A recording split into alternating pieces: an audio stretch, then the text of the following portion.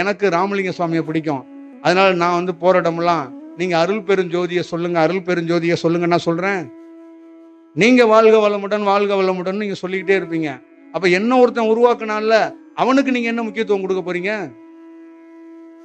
அது ஒண்ணு இருக்குல்ல, அது ஒண்ணு இருக்குல்ல. அதை நீங்க பார்க்க மாட்டீங்க அப்படிங்கிறது ஒண்ணு இருக்குல்ல. நீங்க வாழ்க வளமுடனே வச்சுக்கிட்டு இருங்க, நான் ஒன்னும் அவங்களுக்கு குறை சொல்லல. ஆனா அதுக்குள்ள இருக்கிற செயல்ல இருந்து வேற ஒரு செயல் மாறுறதுக்கான காலம் வந்திருக்கு. அப்ப அந்த காலத்துக்குள்ள நீங்க வர மாட்டீங்க. நான் கூப்பிட வந்துட்டேன், நீங்க வாழ்க வளமுடன் விட்டே வர மாட்டீங்களே, அப்புறம் நான் எப்படி என்ன பின்னாடி வாங்கன்னு எப்படி சொல்ல முடியும்? நீ வாழ்க வளமுடன் இறக்கி வை, தானா என்ன தெரிவ? நீ வாழ்க வளமுடன்லையும் துணி காய வைக்கிற, கொடியை கட்டிக்கிடு, ஏன் கொடியிலையும் துணியை காய வைக்கிறங்கிற? நீ என்ன பண்ணுவ? ஒரு நாள் 2 கொடியும் அருந்து விழுந்துரும். புரியுதா?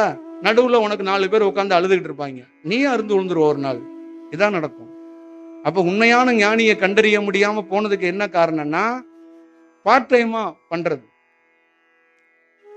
இது இது இது ஒர்க் ஆகாது.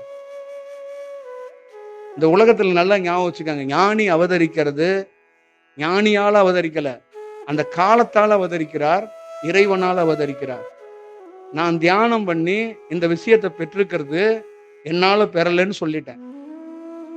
நான் எங்கேயாவது போய் கடையில போய் வாங்கிட்டு வர முடியாதுன்னு சொல்லிட்டேன்.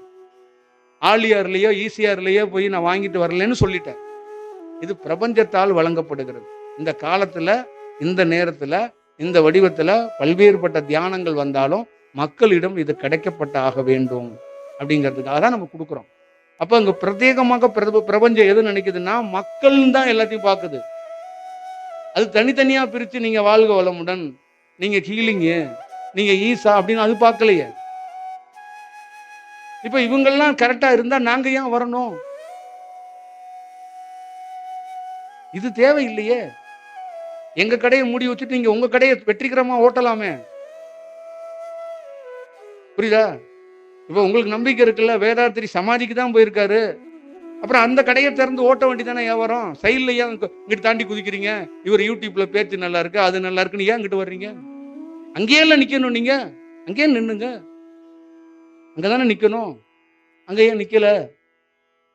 தாண்டி வந்தது நானா நீங்கள? அப்ப அதை புரியணும், அது தெளிவடையணும். அப்ப ஏன் ஒருத்தவங்க வர்றாங்க?